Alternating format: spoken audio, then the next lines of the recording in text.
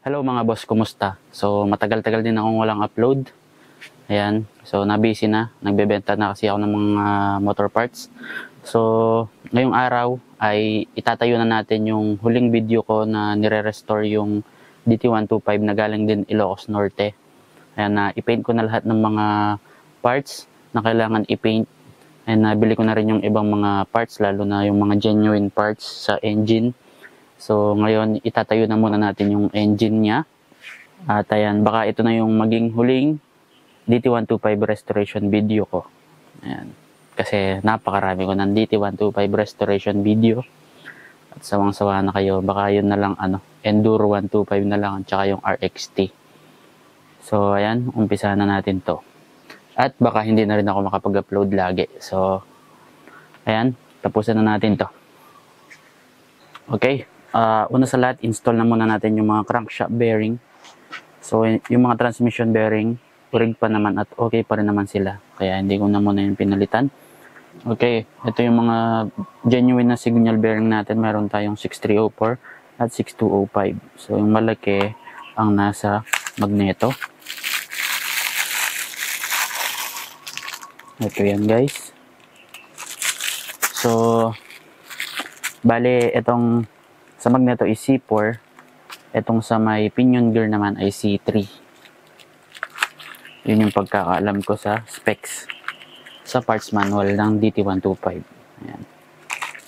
Pero pwede naman din gawin na lang C3 yung sa magneto. Pero kapag genuine bearing kasi, C3, C4 sila. So, tulad dati, papainitin ko muna. Tapos install na natin to.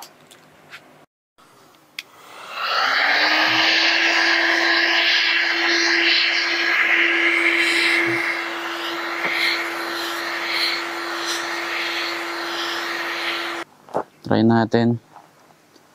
Pero mukhang ayaw. Ilang subok na ako, ayaw talaga.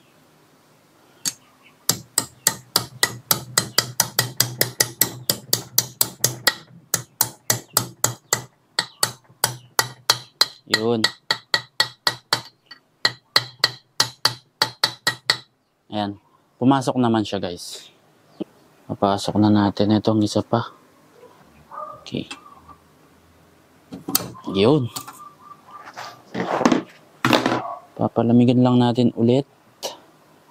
Tapos, ilagay na natin yung crankshaft. Okay. Pwede na nating install yung iba pa nating oil seal. Ito muna sa may magneto. Genuine parts din. So, kung gusto nyo bumili ng mga oil seal engine kit na genuine, meron ako. Link in the description sa aking Shopee store. Ayan, meron na siyang kasamang genuine head gasket at base gasket. Okay, install na natin to. Push muna natin sa kamay.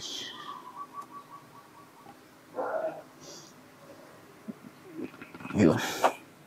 Tapos, yung malaking maso.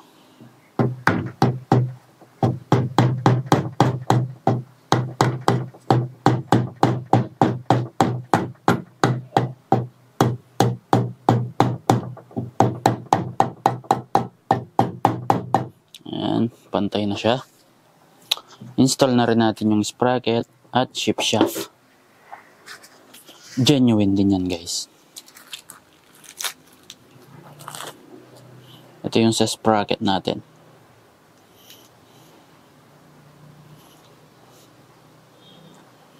Kahit kamay lang naman sa part na to. Kayang-kaya na yan. Next, yung shifter or yung cambio. Ayan. Push lang natin din.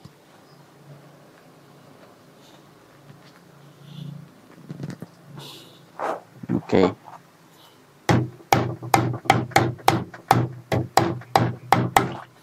Okay na yan. Tapos, yung oil seal natin dito sa clutch. Genuine din yan guys. So, yung may-ari nito nasa USA. Kaya, gusto niya mapanood yung pagbuo ko.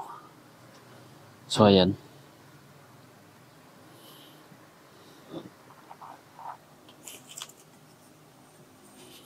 Install na natin.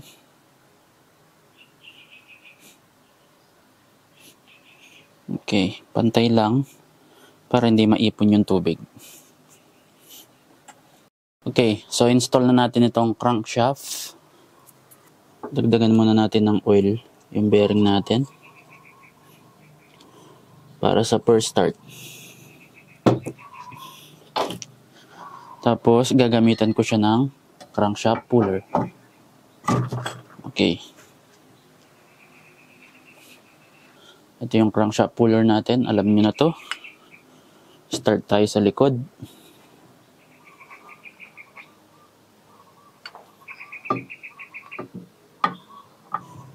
Start na natin siyang hilahin.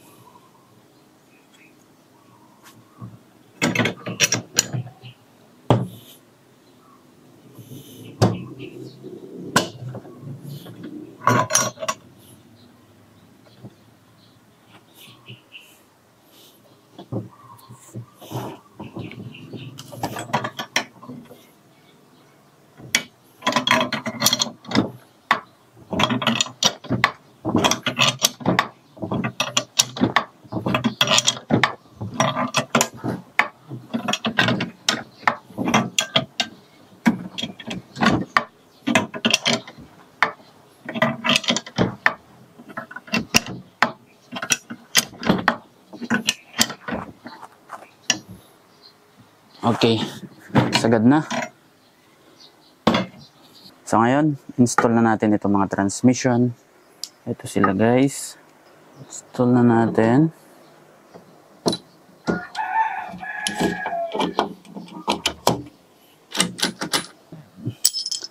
Tapos itong mga fork shift at yung shift drum. Lagyan lang natin ng konting oil.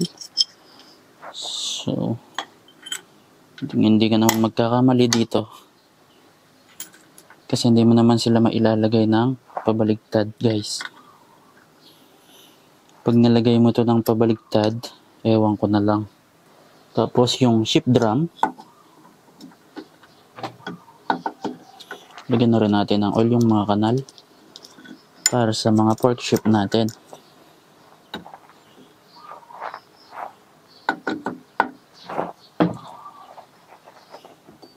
Okay. Tapos, pala, lalagay ko muna yun, bago to. Okay. Angat lang natin. Tapos, sa gitna, itong nag-iisang fork shift.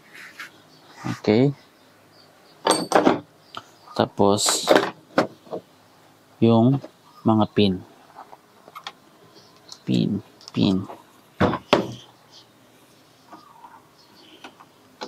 So, ang DT na to, standard pa rin, syempre.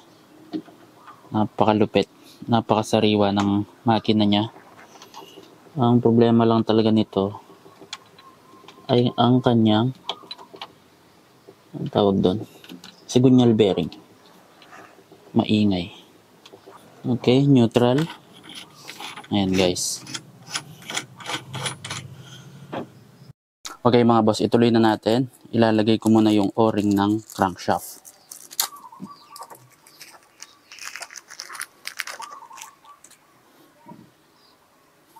So, install lang natin dito yan. Okay, pwede na natin ilagay itong right crankcase natin. Nailagay ko na yung oil seal nito guys. So, salpak na lang natin yan.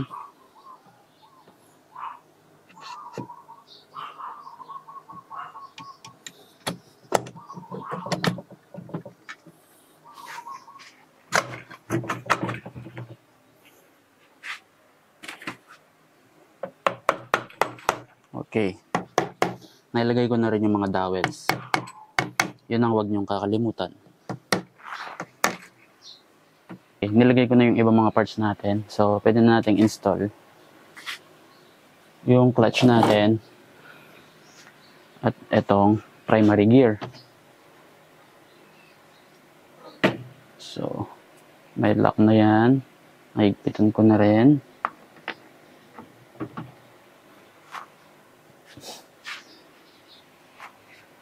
Tapos, yung primary gear natin.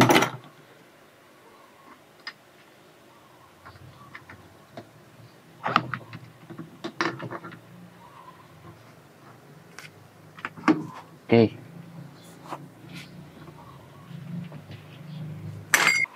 Tapos yung clutch hub, yung lock washer. Okay, tapos ito torque lang natin yung mga nut natin.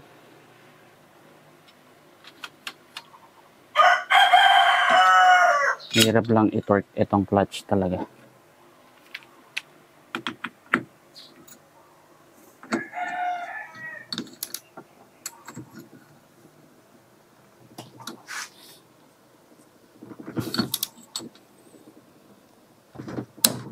Okay.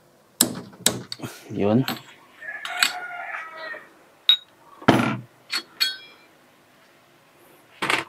So, bale, itong sa primary, 55 Newton meters din. Okay, so dahil inigpitin natin yung primary gear natin, medyo nahila yung crankshaft natin. Kaya humigpit yung ikot. So, para matanggal yan, itap lang natin ng konti itong sa may magneto side. Ayan. Medyo mawawala na yung pagka-stuck. Hanggang sa maging smooth na lang. Ayan guys. So, ngayon medyo mahigpit pa rin siya ngayon kasi masikip pa yung mga oil seal. At bago pa. So, ayan. Dapat maiikot mo siya sa kamay. So, nabend ko na yung lock washer natin. Pwede na natin install itong mga clutch plates natin.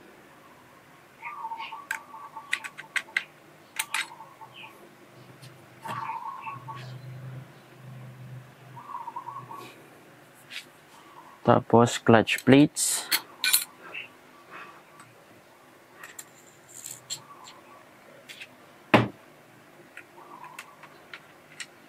Okay.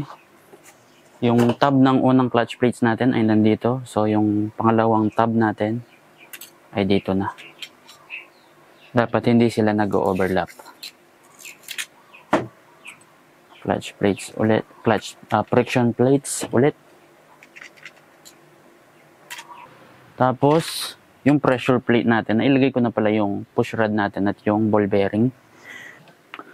Tapos, yung mga clutch spring.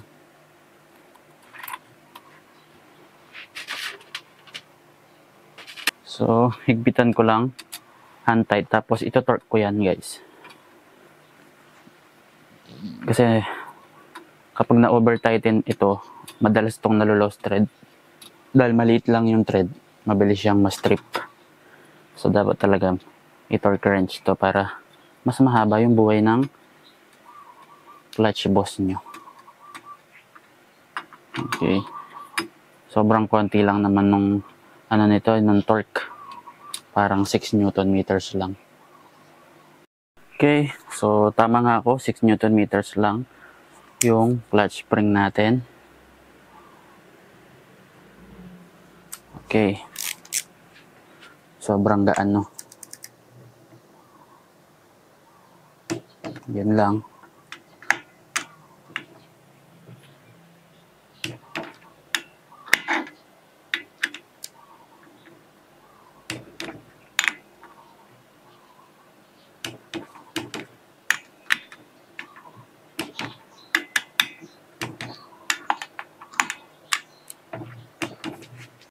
Okay guys, so ito na yung clutch cover natin.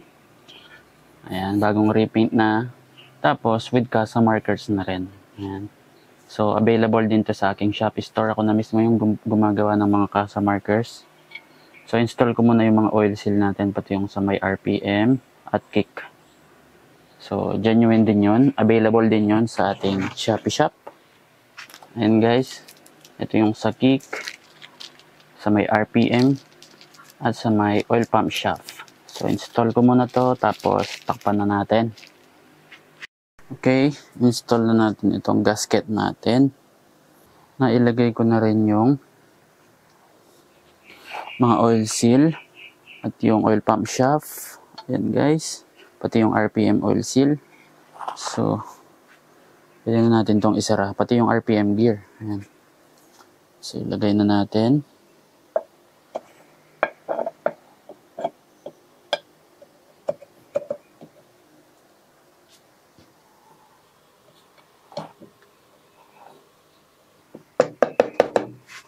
Medyo masikip lang yung rod ng RPM gear.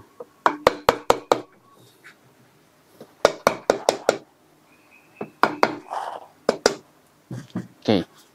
Lalagay na natin tong bolt kit natin na available din sa Shopee Shop ko. Ayan.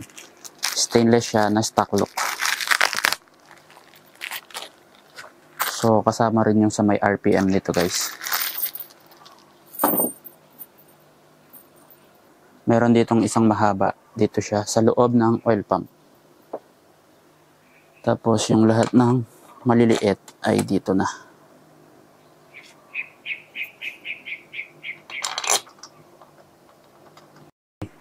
Lagay na natin yung oil pump. Ito yung gasket natin. Ito yung oil pump natin. Napakasariwa, no? Parang brand new. Ayan. Tapos pati yung mga bolt. Oh, walang gas-gas. Okay, lagay na natin.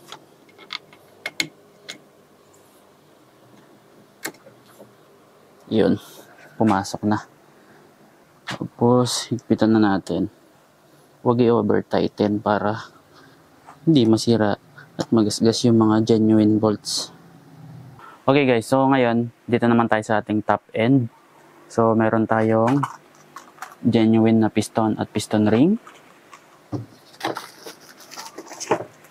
Genuine head at base gasket. Tapos, genuine na piston clip, piston bearing at piston pin. So, ito yung piston natin. So, standard bore pa rin siya.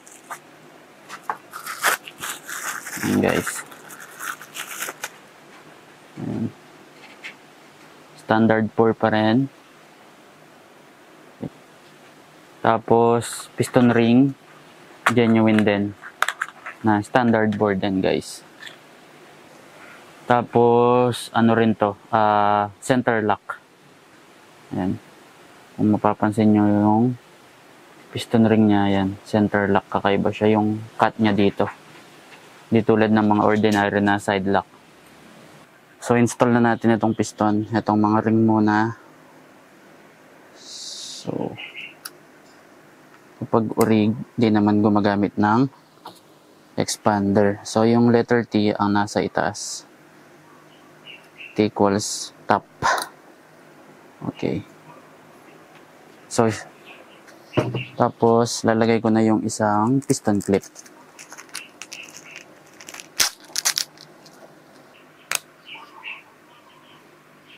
Okay.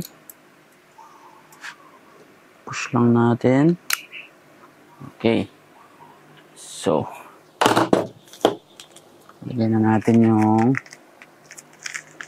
ating bearing.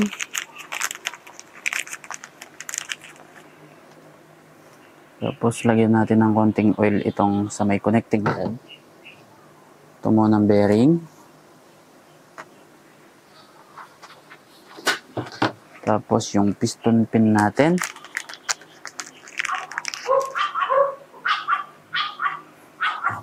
So, lalagyan na rin natin ito ng langis. Pati na yung piston pin. So, install na natin. Piston pin muna sa may piston. Tapos, pasok natin dito. Okay, alright. Yun. Tapos, yung isang piston clip sa kabila. So, ngayon, pwede na nating install itong genuine na base gasket natin. Okay. Install na natin.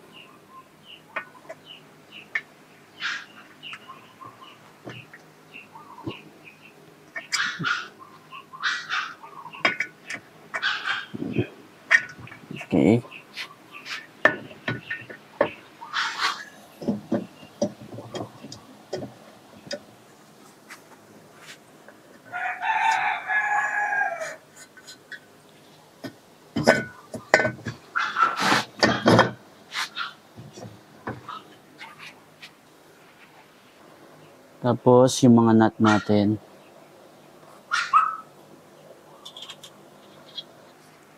Okay, so install na natin tong head gasket at yung head.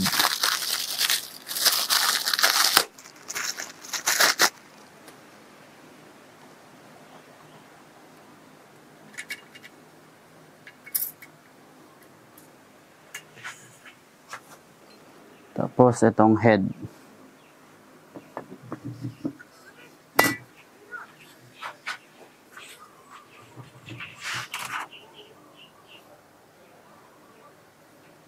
Mga nut. So ito torque din natin to guys.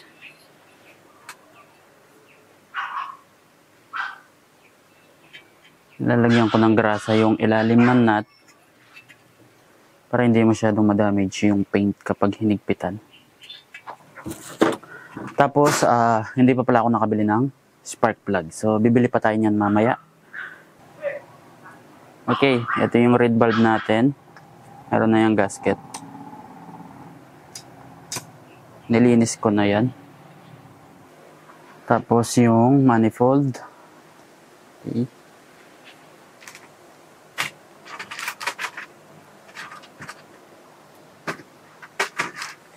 Tapos yung mga bolts natin.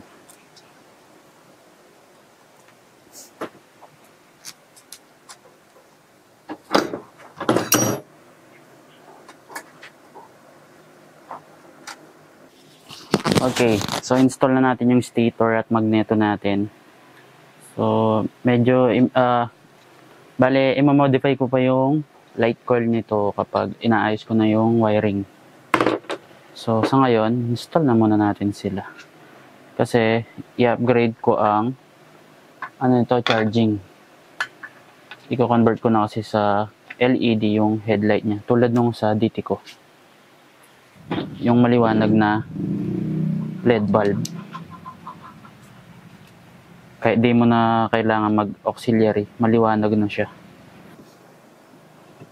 Napakalinis ng magneto, no? Medyo kinalawang na. May naipon tubig siguro dati dyan. Nagka-corrosion eh. Nilinis ko lang.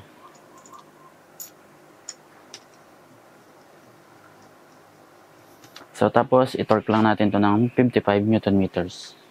Tapos, yung magneto cover natin. Kasama nung mga bolt kit. At syempre, yung kasa marker.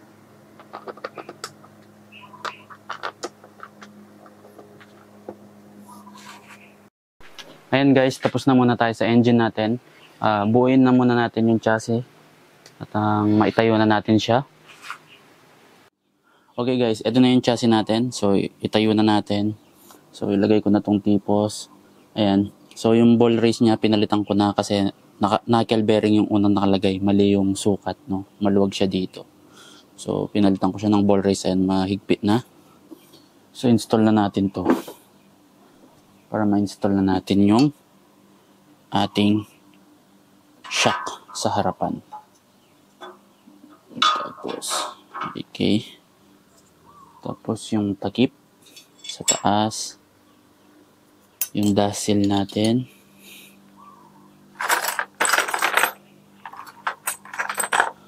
At yung nut. Okay. Okay, smooth. Tapos, yung triple clamp natin.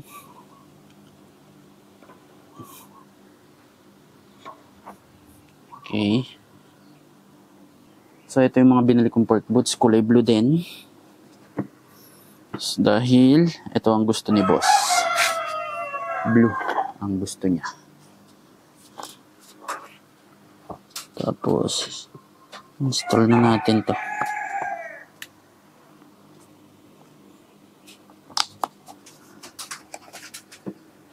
Ayan, Thailand made. Wala pa silang butas, ano? Bubutasan na lang natin mamaya.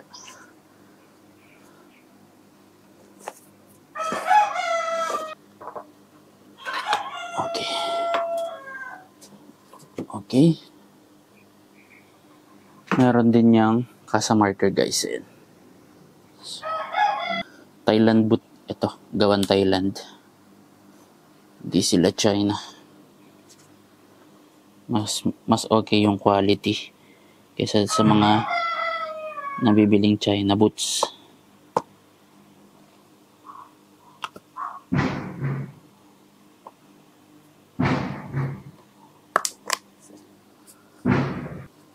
Install na rin natin to, guys. Right.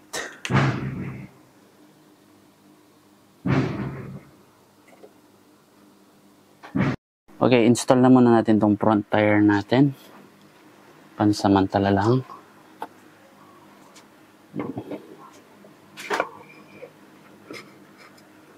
Kung mapapansin nyo, pang trail yung gulong ano. Ito yung gusto ng customer natin. So, ayan, kasi kung ako kasi suggestion ko, pang dual sport. Pero gusto ni boss, pang trail. So, ayan, Dunlop na pang trail yan. Problema lang, mabilis maubos yan sa highway. Pero kung pan-display, maganda siyang tignan. Kung pang-forma lang. Diba?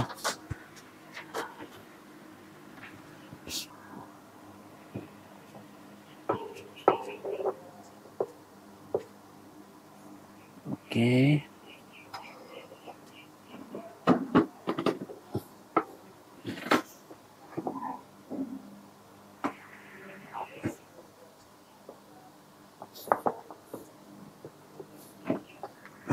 Tapos, yung nut. Ayan, hindi ko muna siya higpitan syempre. So, ngayon, ilagay na natin yung dirt bike stand natin.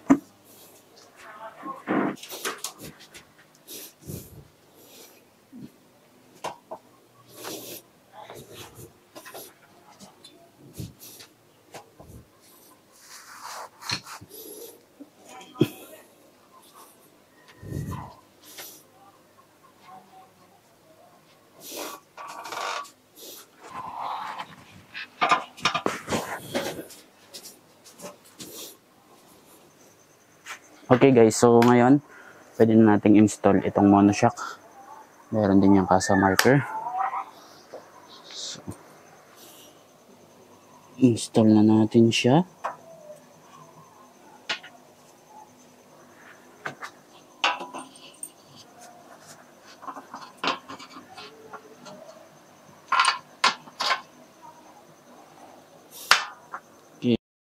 Okay, so ngayon nilagay na natin yung swing arm natin. So bago na yung roller natin, pati yung rubber sa loob, pati yung chain slider natin. Ayan, yung pinakaputi. Tapos pinalitan ko na rin ng oil seal itong tensioner. Ayan. So install na natin. So nilagay ko na yung mudguard natin. Salpak na natin to.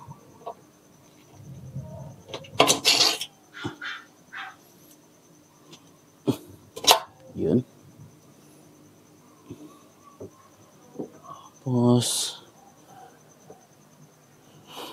lagay lang natin yung pin ng monoshock natin. Okay, so ngayon guys, ilagay na natin itong brand new na genuine na chain cover natin. Yan siya, bagong bago. Pakalinis. So ayan.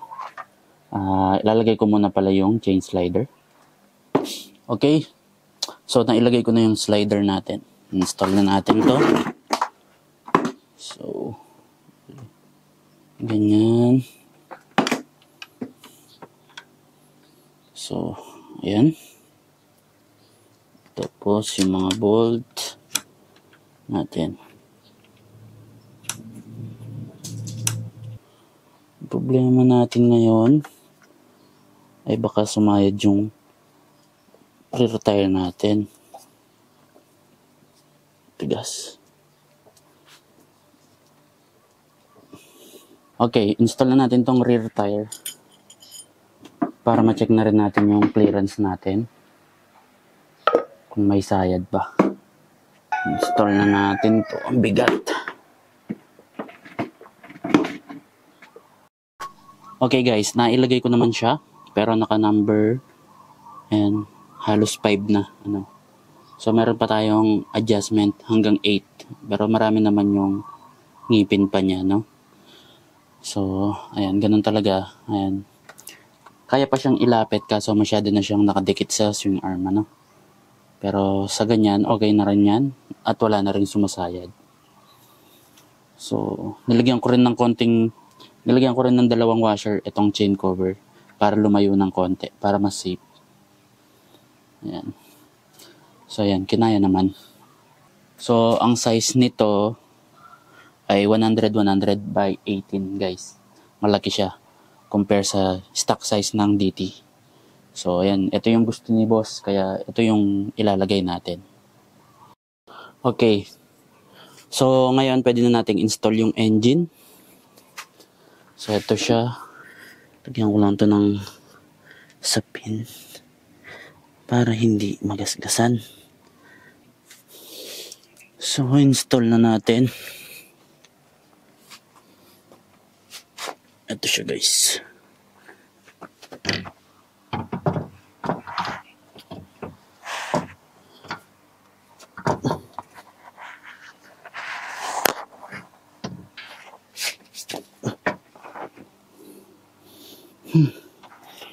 Okay. Konting adjustment.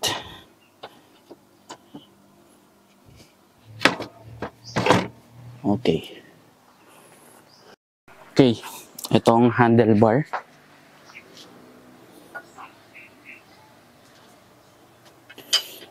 Install na natin.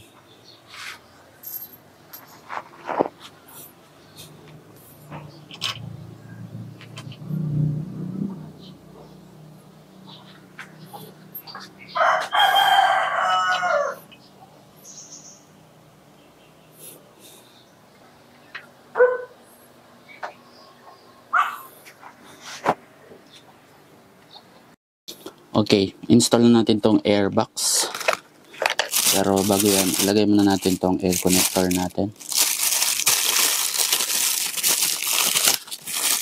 Genuine din to, guys. Ayan. Salpak lang natin siya dyan. Para. Okay, madali lang tong ilagay. Dahil malambot naman siya.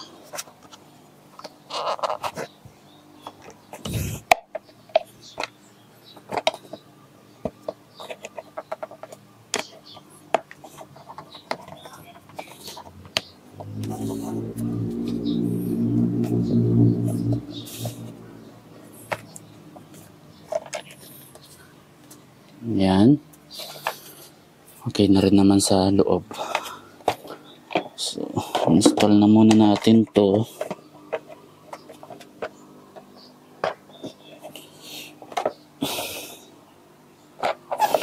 Okay. So, ito yung nabili kong unang filter. Ayan. Ito yung pinadala. May gupit dito. Ayan. So, nabili ko to sa Lazada. Ang name ng seller is Bright Star. Ano? Ayan yung problema. Kapag nilagay mo sa airbox, may nakalitaw na butas. Napakamahal pa naman ito. So, na-scam tayo dito. Papalitan ko pa to. So, hinihintay ko lang dumating yung bagong order natin. So, sa ngayon, ilalagay ko muna yung takip habang hinahintay natin yun.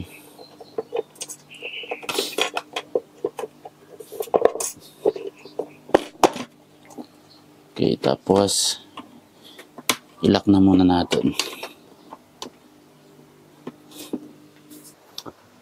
Okay, bali nilagay ko na yung wiring harness natin. Ayan. So, madali na lang yan. Ngayon, pwede ko nang ilagay itong oil tank. Meron na rin itong kasa marker. So, ngayon, isusuksok ko muna itong hose bago natin ilagay. Okay. Tapos, yun. Yun lang. Yung bolt natin dito.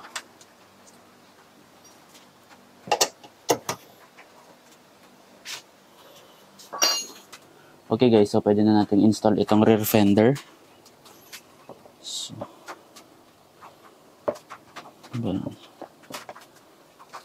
ayan. Ganda. Okay. So, higpitan ko lang yung loob. Ngayon guys, pwede na rin nating ilagay yung front fender natin. Ito siya. Dahil nakalagay na rin naman itong ating wiring harness. Pwede na natin itong ipitin.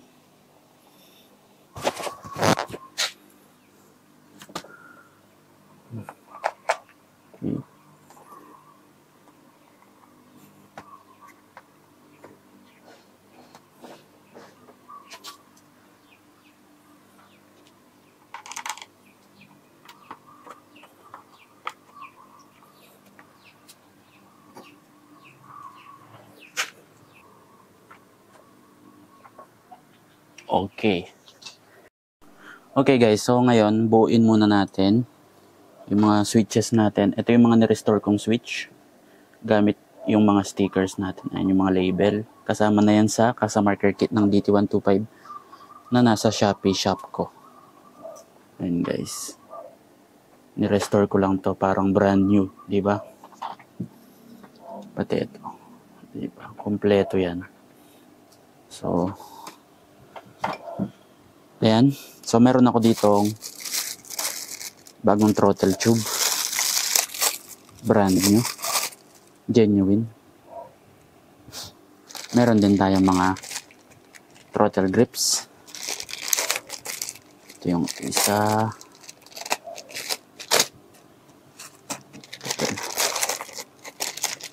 Ito yung sa may malaki yung sa may throttle. Ito yan. So, lalagay ko muna yung throttle cable natin.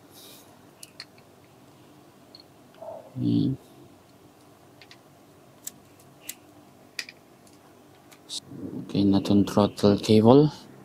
Install na natin.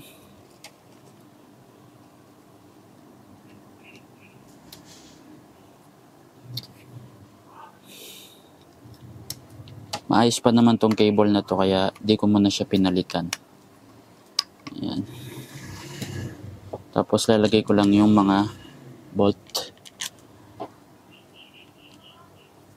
Para di ko muna higpitan.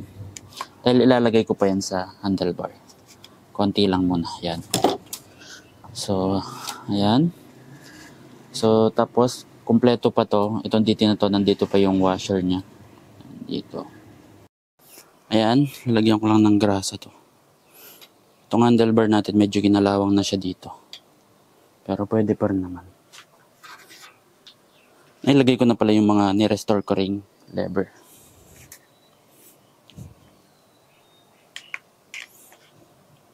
Dahil halos sariwa pa naman yung mga ibang parts ng DT.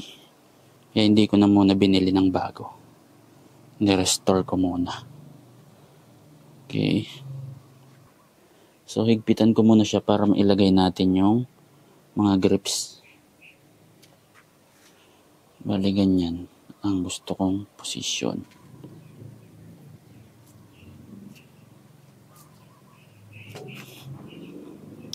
Ito yung grips natin. Install na natin. Mahirap siyang install ng nakabaklas kasi. So, try natin ng compressor.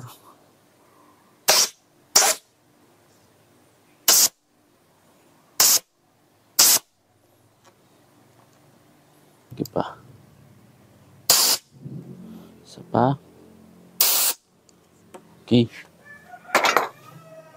Tulak na lang natin to. Yun. Napakalinis. Okay, ito namang light switch natin. Install ko na yan. Diyan.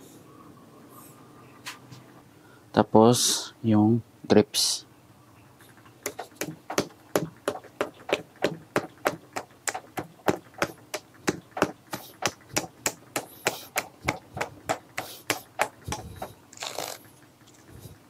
Okay, so bago gumabi, install na natin itong carb. Nilinis ko na siya. Napakasariwa pa ng carb na to.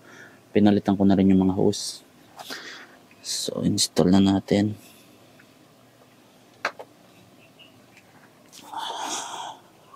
Mas madali siyang install sa side na to.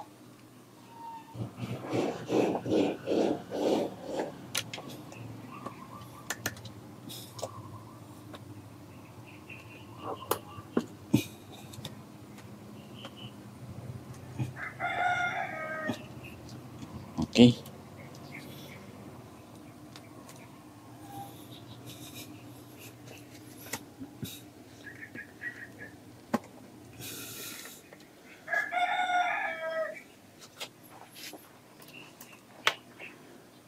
Install. Tapos, higpitan lang natin yung mga clamp. Okay, pwede na rin nating install yung boost bottle natin. Ito siya, guys. So, meron na rin tong sticker. So, itong sticker na to, kasama na rin to sa ating Casa Marker Kit. Kung gusto nyong bumili, punta lang kayo sa aking Shopee store. Install na natin siya. Okay. Tapos, ayusin ko lang yung clamp.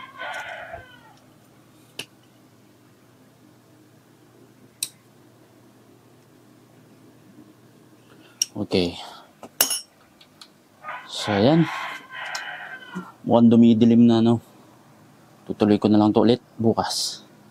Okay, so medyo maingay kasi umuulan at may bagyo ngayon. Pwede na nating ilagay itong speedometer. So, itong mga speedometer, use na rin to. Pero, binap ko lang yung plastic para medyo kuminang. And kuminang naman siya ng konti. Tapos, ginawan ko ng rubber damper sa ibaba. Ayan. Ito yung speedo natin.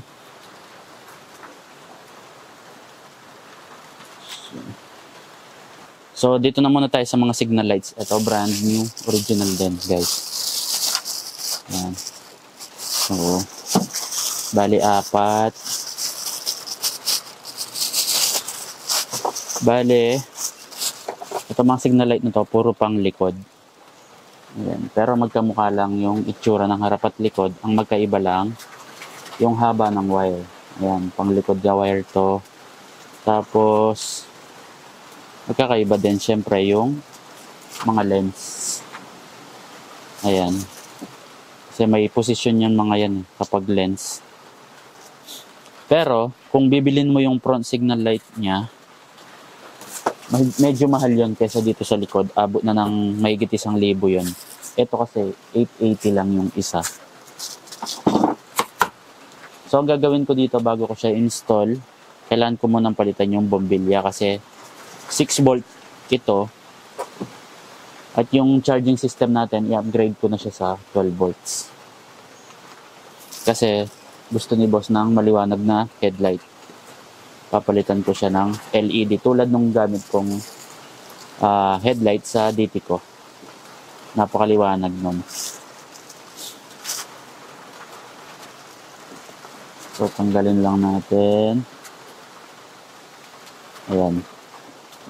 Meron siyang rubber seal pag original. Tapos, tanggalin natin. I-check ko lang tong ilang volts. So, ayan guys. 6 volts pa siya. Papalitan natin ng 12 volts. Ayan. Install na natin. Lakas ng ulan. So, balik ko lang yung lens. Tapos, palitan ko na lahat yan. So, install na natin itong dalawang harapan. Sobrang haba lang talaga ng wire. Pero, pwede na yan. Tapos, yung mga nut.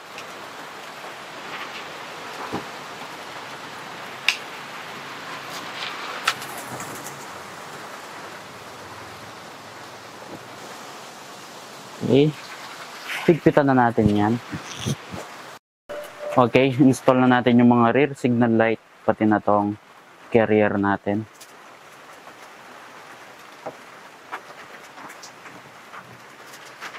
Patong muna natin siya, no?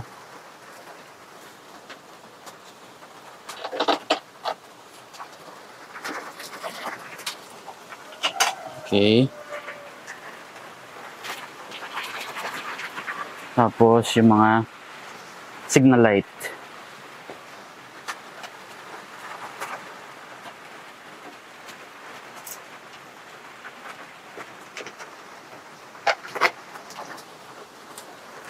Tapos itong isa.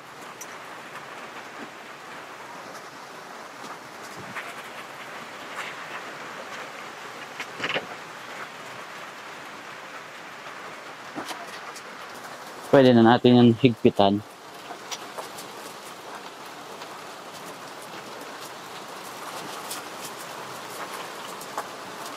Okay guys, so binaklas ko ulit yung stator natin dahil na-upgrade ko na itong light coil niya. Ayan, ni-rewind ko siya.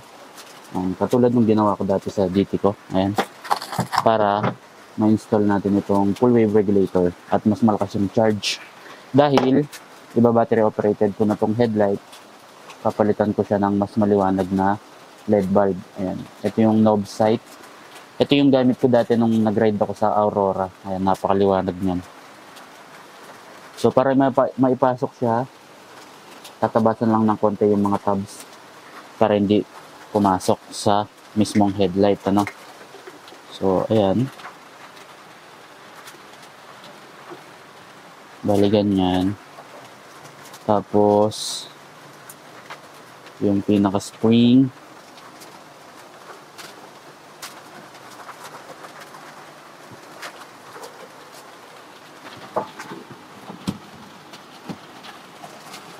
So, ayan. Okay na yan.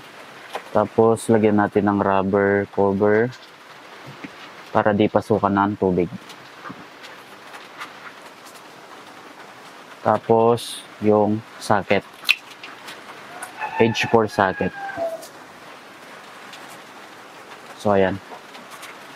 So, install na natin itong headlight. Meron itong tatlong wire.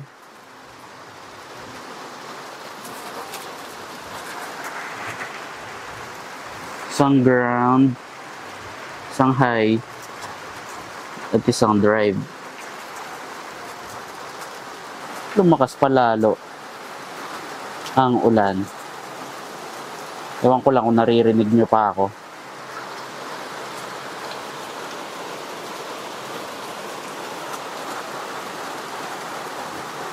Itabi ko lang tong mga wire ng signal light. Sobrang haba kasi. Mamaya na natin yan ayusin. Ito muna ang headlight.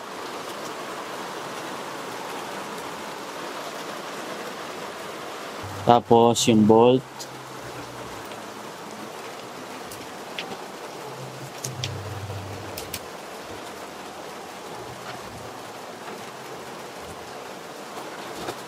Okay.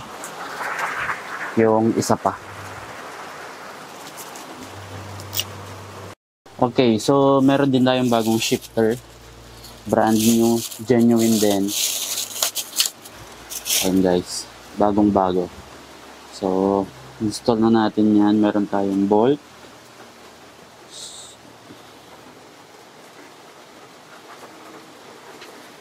Mataas. So, yung bolt nito manggagaling sa ibaba.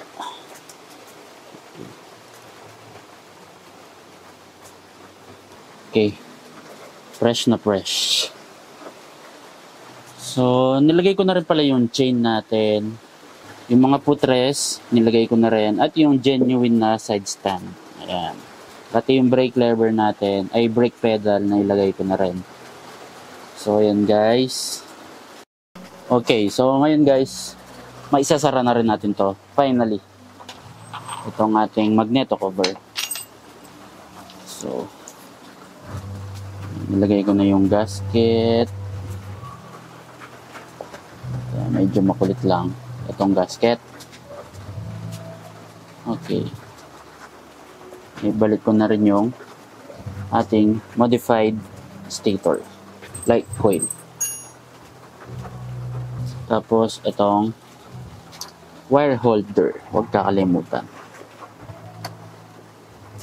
Pwede natin yung higpitan.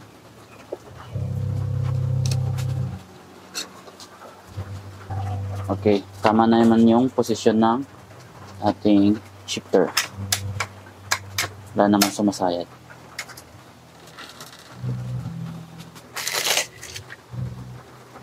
So, nailagay ko na rin yung ibang parts dito sa kabila tulad nitong kickstart, itong brake pedal, yung regulator natin, ito yung full wave regulator. So bali, papalitan ko na rin ng bagong battery. Ito yun.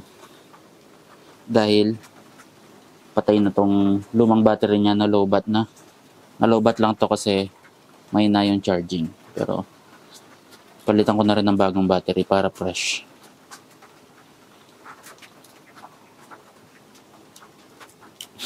Ito yung battery natin. So, meron din tong belt. Lagay lang natin itong belt. Tapos, yung battery holder, yung pinakapinto. At ito ang battery. Tika siya. Okay, so nailagay ko na yung bagong battery natin. Okay, so ngayon, pwede ko nang ilagay itong cowling natin, guys. Okay na rin naman tong mga wiring. Medyo nahirapan lang ako mag-align nito kasi wala sa alignment.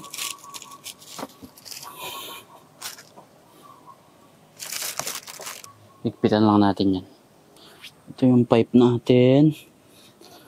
Yan. Mamaya ko na ilalagay yung ano niya, yung heat guard. So, papasok doon.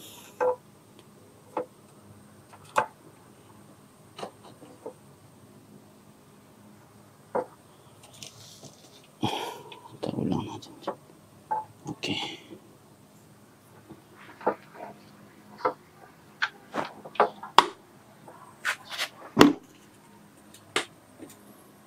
Okay. Lagyan lang natin ng nut. Yung exhaust.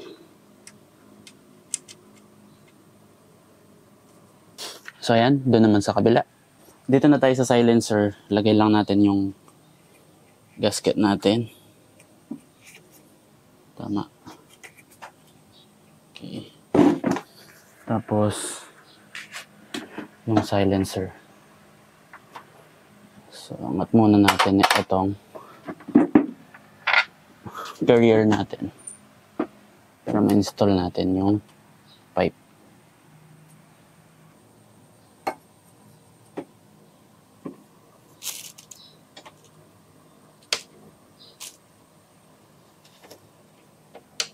Okay.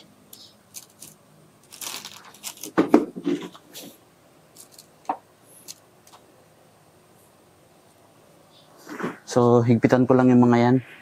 Install na natin yung mga heat guard natin. Punasan ko lang to.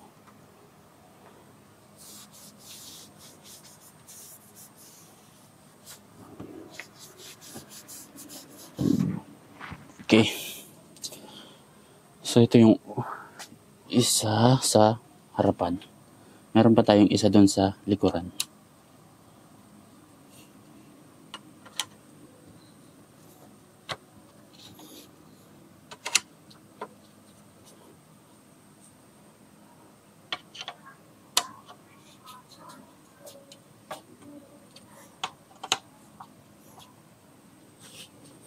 Okay. Okay, itong rear heat guard naman, guys.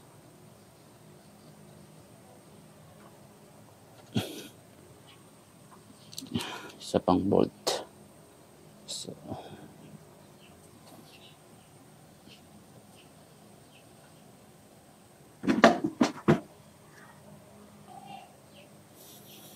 okay. Okay. So, ngayon ay pwede na nating ilagay yung gas tank. So, ito yung gas tank natin. Ito siya. Install ko muna yung sa may damper. Okay. So, install na muna pala natin yung rubber niya dito. Kasi mahirap siyang ipasok.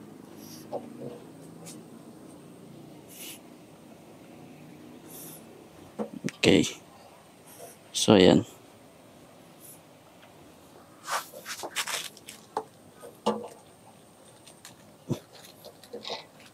Yun. Okay. So, ngayon, itong seat. Install na natin to.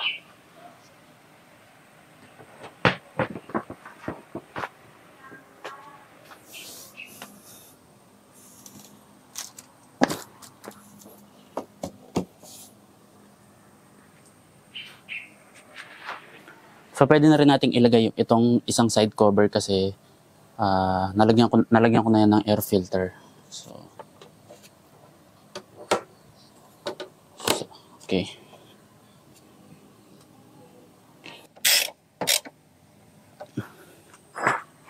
Ayos. Okay, meron din akong reflector dito sa mga gilid, no. Install na natin.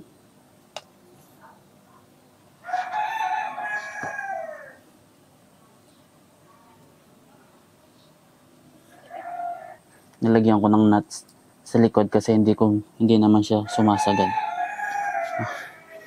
Lagay ko na rin tong sa kabila, guys.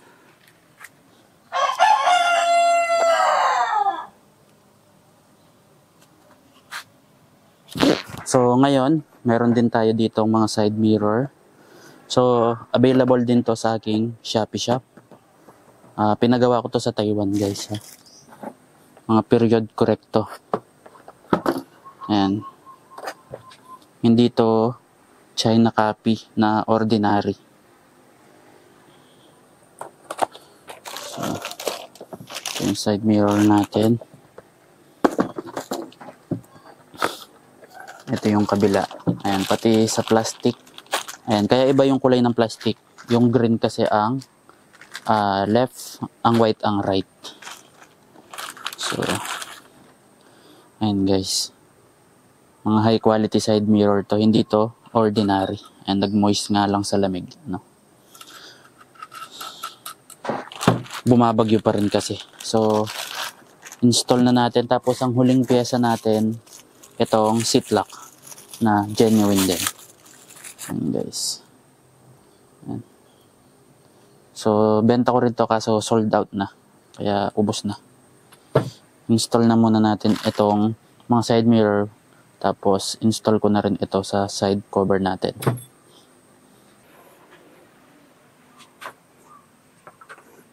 Isa.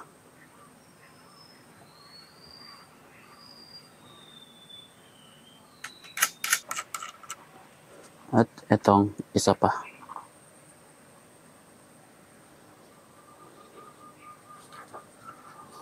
So, pabaligtad yung thread nito, guys. Ha?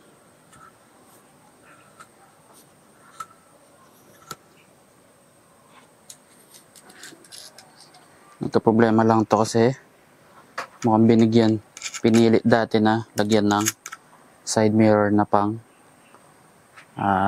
ibang thread. Okay, ayan, higpitan na lang natin yan. Okay, so ngayon, paandarin na natin, lalagyan ko na siya ng engine oil at 2-stroke oil. So tanggalin na muna natin to kasi i-bleed muna natin. So meron tayo ditong shell advance. Check ko muna yung drain plug baka okay naman. Okay.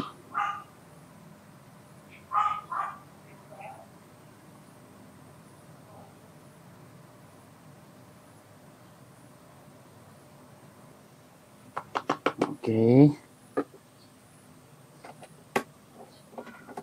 Tapos lagay tayo ng tuti. So, sa tuti, madilim na agad. Alas 4 pa lang. So, may bagyo pa rin. At mukhang babahain na naman kami. Dahil matawas na naman ang tubig. Kaya hindi ko man na to iti-test drive kasi mapuputikan, ano? Bawal tong maputikan. Nakakahiya naman eh.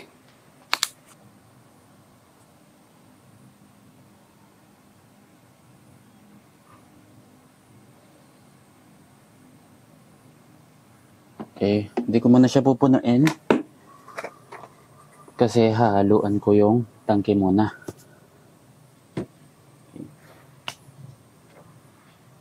Tapos, gagawin natin, i-drain ko muna para ma-bleed natin itong oil pump.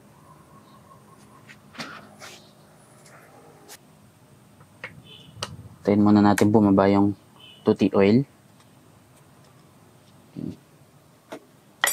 Tapos, sasagad ko muna yung bomba hanggang sa umakyat na sa carb.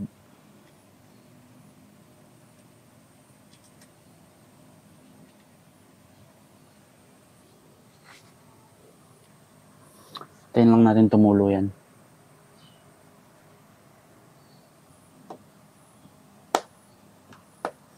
Okay, ayan na. Oops.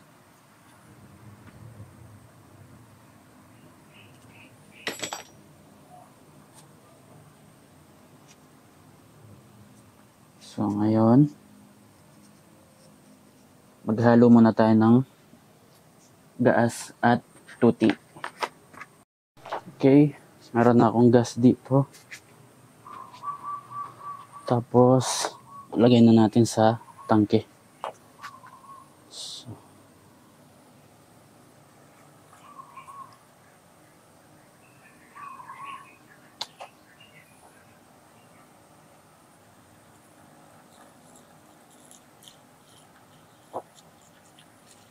naluan ko na yan ng tuti.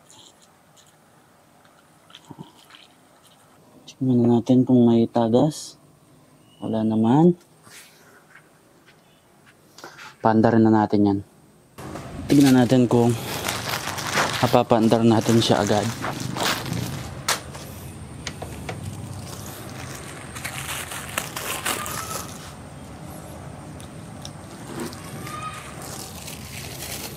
Balat ko lang to.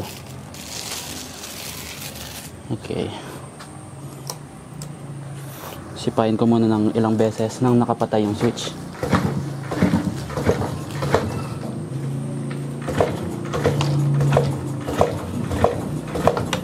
Okay, try na natin paandarin.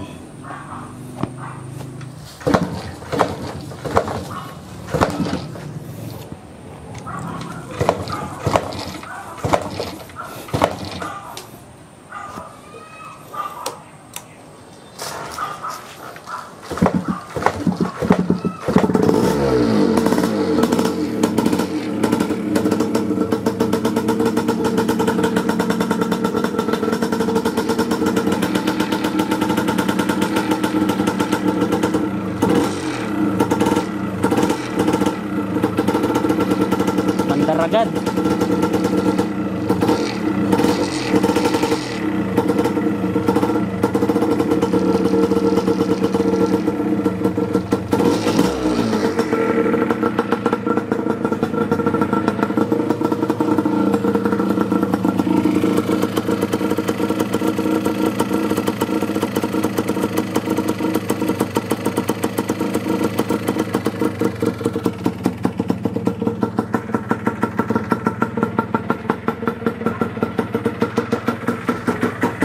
So, i-bleed ko muna yung pump habang naka-minor, ano guys.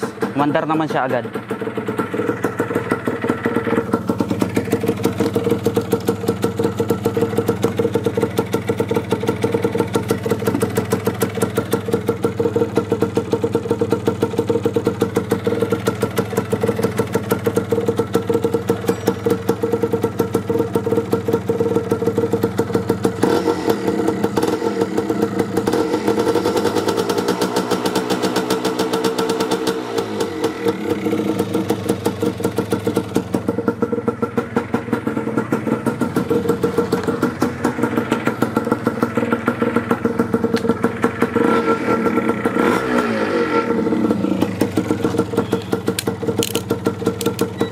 So ayan guys, nailagay ko na yung isa pang side cover at yung genuine na lock.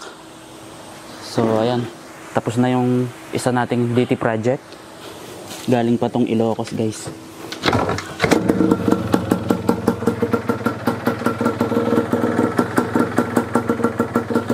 Sobrang tahimik ng makina.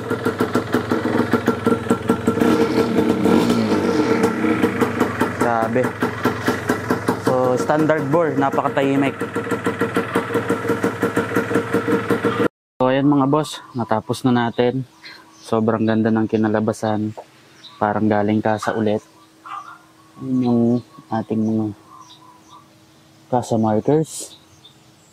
So ayan, yung charging okay naman, yung andar napakaganda. Sobrang tahimik. Napakatahimik ng standard bore. Ayan guys.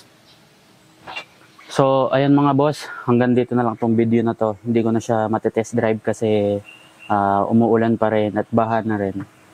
Ayaw ko siyang madumihan. Okay naman yung andar, yung charging, okay naman din. So ayan, hanggang dito na lang. Ride safe sa inyong lahat.